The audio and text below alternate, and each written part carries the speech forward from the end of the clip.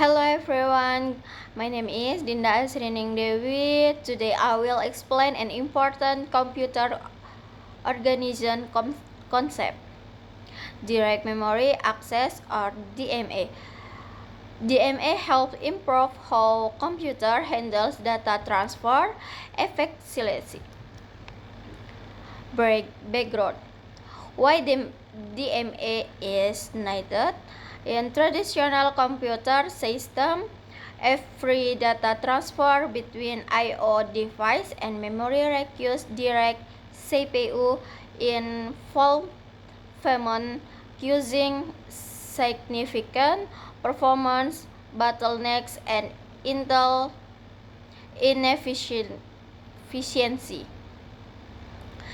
CPU control every transfer. Without DMA, the CPU must oversee and control every single step of data transfer between I/O device and main memory. Even for simple operation, CPU becomes overloaded. When the CPU handles all transfer, it becomes too busy to focus on important computational tasks, reducing overall processing efficiency. Next, system performance slowdown. Content CPU involvement in data transfer creates bottlenecks, causing the entry system to slow down and reducing talk up significantly. The need for a better solution. The need mechanism is needed to handle data transfer independently. The CPU for critical tasks. This is the direct memory access or DMA comes. Okay, CPU as manager, DMA as assistant. CPU is the manager without DMA. The CPU acts like a manager who handles every single task alone, including all data transfers, no matter how small, repetitive.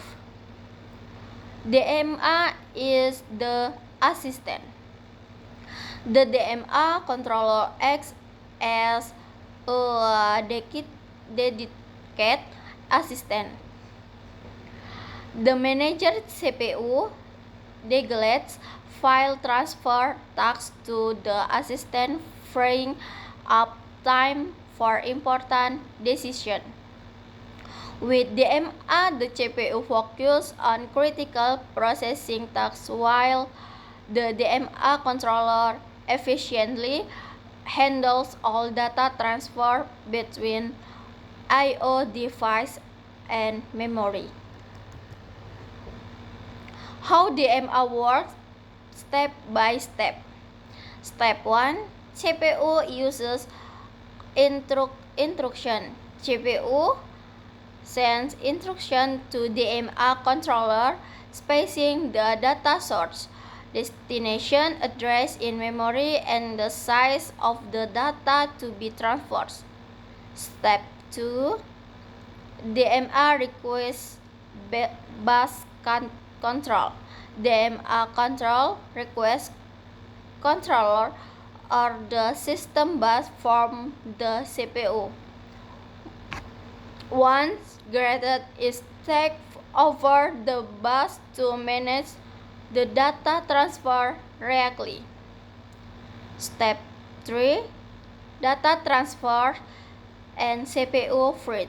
DMA controllers transfer data directly between the I/O device and main memory. The CPU is free to perform other tasks during the entry transfer process. And last step, interrupt sent to CPU. After the transfer is compatible, the DMA controller sends an interrupt signal to the CPU, notifying it that the operation has finished and control is returned. Next type of DMA transfer, burst mode.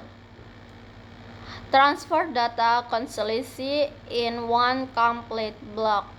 This the fast mode bus but temporarily blocks the CPU from using the system bus until entry transfer is complete.